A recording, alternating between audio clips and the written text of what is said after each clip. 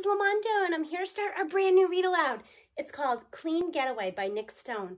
I'll be honest with you, I haven't read this book yet, and I'm really excited about it. I think that it's going to be really great. It comes highly recommended by Christopher Paul Curtis, who wrote a wonderful book called Bud Not Buddy. So I'm going to take his word for it, and we'll see how it is.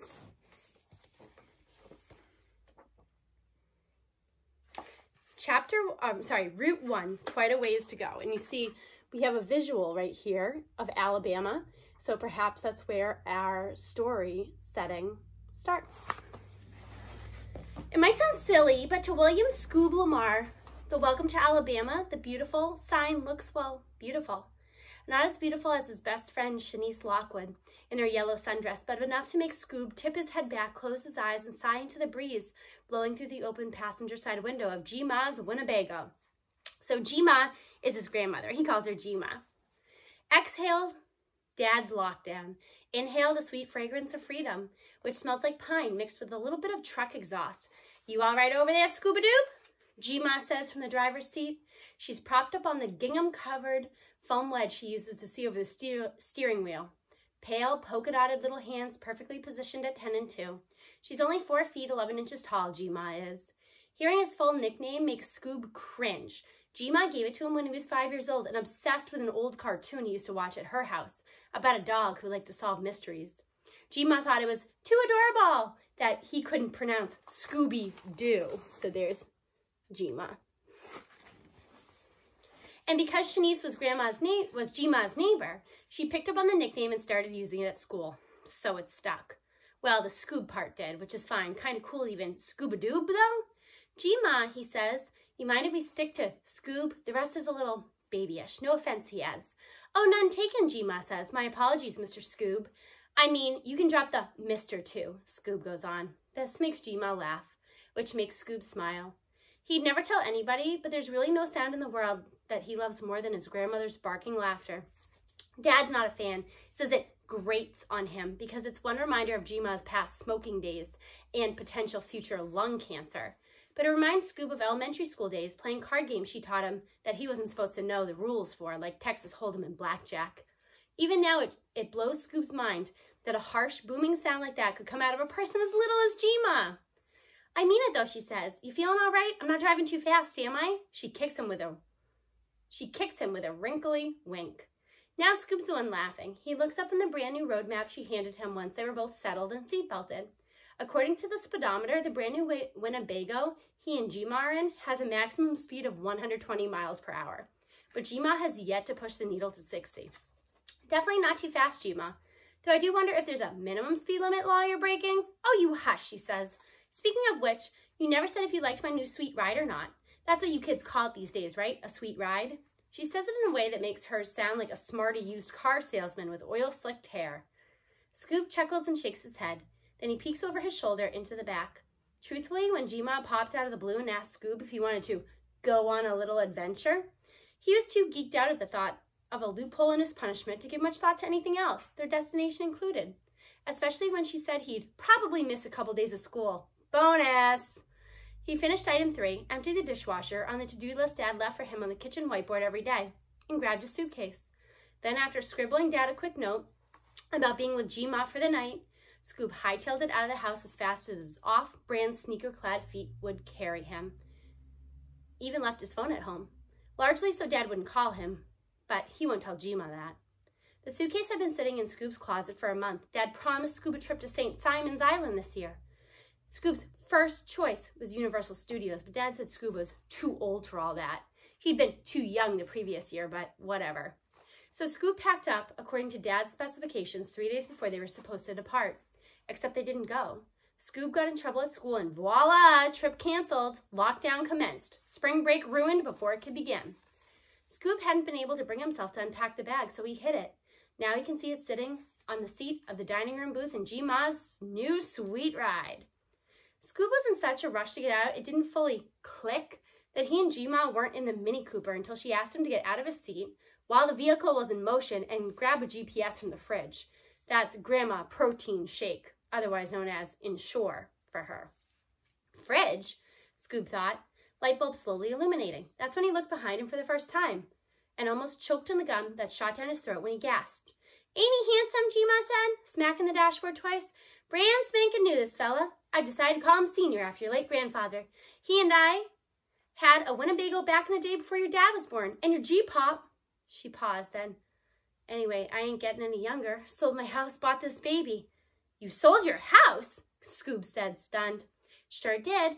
Fetched a pretty penny for it, too. God bless home equity and hipsters looking to revitalize," or whatever the heck they're calling it. Wow, was there anything else he could have said? She sold her house. "Well, you gonna get me a GPS or not?" Scoob gulped, removed his seatbelt, made his way to the back. Dad would have breathed fire and shot smoke out of his ears if he'd been around to see.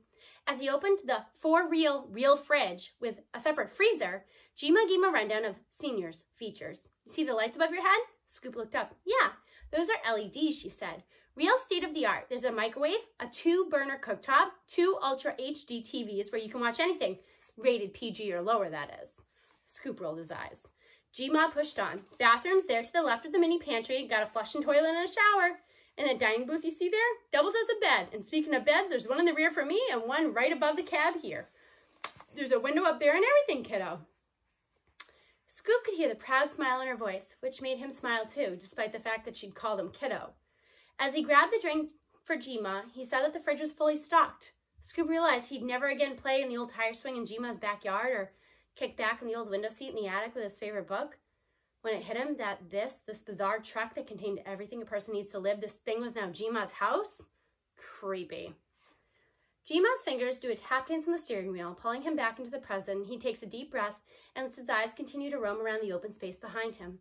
It's so weird to him that if he has to pee, all he has to do is walk like 15 feet to the little bathroom. And it flushes? Where does the stuff even go? It's not like they're connected to a sewer. And what about the dirty dishwater and shower water?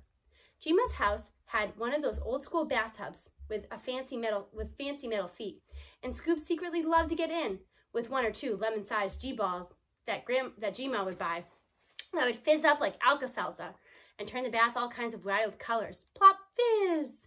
And the water would be blue and kind of shimmery, like taking a soak in the galaxy. This RV doesn't have a tub, so no more galaxy baths. His gaze catches on the kitchenette thingy as he faces forward, which just adds to his sudden sadness. He can't imagine G-Ma making her blue ribbon winning cast iron French toast. First pan toasted, then baked in the pan for a few minutes for extra crispiness on the outside. On that rinky-dink cooktop thingy. No more extra sweet Arnold Palmers on the porch swing. No more reading in front of the fire. In all honesty, the RV gives Scoob the willies. But of course he can't tell G-Ma that, not when she's so excited about it. "Well," she says, taking her baby blue eyes off the road to look at him. "Second only to Shanice's honey brown ones, G-Ma's got the prettiest eyes Scoob's ever seen. What do you think, kiddo?" Scoob traces the handle of his door and gulps down his true feelings. "It's great, G-Ma," he says with forced enthusiasm. Whether or not she can tell he's lying, Scoob doesn't know. "Good," she says. "Settle on in. We've got quite a ways to go." Route 2, pay the bill. The trouble really started 6 months back during those weird 3 weeks of school between Thanksgiving and winter break. Scoob's got no idea why, but over the course of that stretch, Bryce Benedict, the kid Scoob used to be best friends with until he started playing footy ball and got too big for his britches, G-Ma liked to say, started picking on Shanice's little brother Drake. Drake has epilepsy, which was never a big deal until Bryce's antics began. Things started pretty light. Bryce would make unnecessary detours past Scoob, Shanice, and Drake's table in the cafeteria to tap Drake on the back of the head as he shout, "Sup, Drakey Drake," loud enough for the whole room to hear. After a few days of this, the tapping turned to shoving, turned to smacking. There was one morning Bryce hit so hard, Drake cried out in pain. The nearest teacher hadn't been paying attention. If she had been, Bryce probably wouldn't have done it. But when she turned to see what happened, Bryce was gone and Drake said nothing. No one else said anything either. The following day, Bryce cornered Drake in the hallway to taunt him. Scoob arrived just as Drake's arms jerked out of their own accord, and he dropped all the books he was holding. Of course, old Bryce found this and Shanice's protective punch in the chest hilarious. He shoved Drake's shoulder hard and walked off as Scoob rushed over to help Shanice and Drake with the books. As they gathered everything, Scoob could tell Drake was fighting with everything he had to keep from crying. Shanice was crying. For the first time in his life, Scoob experienced a violent urge. He wanted to smack Bryce upside his fat head. "Woo!" G-Ma says as Scoob replays the story to her over in an early dinner. They're at a place called Damn Yankees, And the yellow pepper wings truly are smoking, just like the menu says. Decor is a bit country, rodeo posters and horseshoes and cowboy hats all over the walls, lassos and saddles hanging from the ceiling. There's even a mounted bull's head and massive horns menacingly outstretched. Can't blame you, Scoob-a-Doo, G-Ma continues. Scoob sighs, grateful some grown-up in his life seems to understand. I knew you'd get it, G-Ma, because she always does. What'd Drake have to say, G-Ma asks. He shrugged it off. He said he's just being a bully, which made him even madder. I bet. Hard seeing someone you care about brush that kind of thing off, ain't it? Scoob nods. It really is. As the days wore on, Bryce's taunting got more intense. One day after school, Shanice confided in Scoob that Drake hadn't been sleeping real well, that he'd been having bad dreams, and she was pretty sure they had to do with Bryce picking on him, that he'd been having more seizures despite taking his medicine like he was supposed to. That's when I started noticing that Drake would, blank out at random times, Scoob says to G-Ma. There was even a day someone was talking to him at the lunch table and he didn't respond. He just stared straight ahead. People had started looking around at each other and started whispering, and Drake sat perfectly still, blinking, blinking, blinking. Bryce passed by him, hit him, and Drake's whole body lurched forward like a board, which Bryce thought was hilarious. He pointed one of his fat pink fingers at Drake and laughed, imitated Drake's blinks, looked like he's having one of his seizures. He did air quotes and everything. Scoob shakes his head. G-Ma shakes hers too. Then he said, too bad it's not the type where he shakes and his tongue falls out. And he stuck his big, ugly tongue out and pretended to convulse. Shanice jumped up and said something I won't repeat. And then Bryce looked over at her like the evil villains do in the cartoons before they start to hurt people. When he took a step forward toward her, Scoob sighs. I lost it, G-Ma. I just kind of snapped. Scoob will never forget hearing Miss Manasmith gasp as he leapt from his seat, hopped the table, and tackled Bryce. They were on the floor, Bryce on his back, Scoob on top of him, punching, punching, punching. Scoob's got no idea how long he punched. He just knows at some point one of the punches failed to connect because he was flying up, up, up. And by the time his surroundings came into focus, there was no longer a youngish white lady staring at him, but an old brown-skinned dude. Mr. Armand, the principal of KCM Weeks Magnet Middle School. Soon, that dude was joined by a big, slightly lighter brown-skinned dude, Mr. James Robert Lamar Jr., Scoob's father. And that was the beginning of the end, Scoob says to G-Ma as he rips another hunk of lemony pepper meat from a chicken leg. The end of what exactly? G-Ma's eating raw oysters. Scoob shuts his eyes as she picks up a shell and tips the glob of gross into her now snaggle-toothed mouth. She removed her partial. The thought of false teeth currently chilling in their purple glitter container inside G-Ma's purse almost grosses Scoob out as much as the oysters. Scoob shudders and takes a sip of sweet tea to clear his head. Sorry, what was the question? G-Ma smiles. You said the fight with Bryce, the bonehead, was the beginning of the end. The end of what? Oh, Scoob says, lowering his eyes to the near-empty table. The end of old Dad's faith in me, I guess. Not that Dad would listen to Scoob when Scoob tried to explain why he did it. You think a police officer will care about you defending a friend when they toss you in jail for aggravated assault? Dad said on the way home from the school to begin Scoob's 3-day suspension. You can't react violently to someone else's words, especially someone like Bryce, when boys like you, he pointed to the brown back of Scoob's hand, hit boys like him. He opened his own hand and pointed to his pale palm. The punishment is harsher and the fallout infinitively worse, William. Scoob will never forget Dad's look of disappointment. Seems a tad extreme, don't you think? G-Ma says, plucking Scoob back to the present. He shakes his head. Not really. He used to tell me he had faith in me all the time, but now he acts like I'm some hardened delinquent. It's like he thinks there's no hope for me or something. Won't even look me in the eye anymore, especially since the other incident. The one with the computers? Yep. G-Ma doesn't press further, which Scoob is thankful for. He doesn't want to get into that right now. He takes another swig of sweet tea to swallow the little ball that's risen in his throat.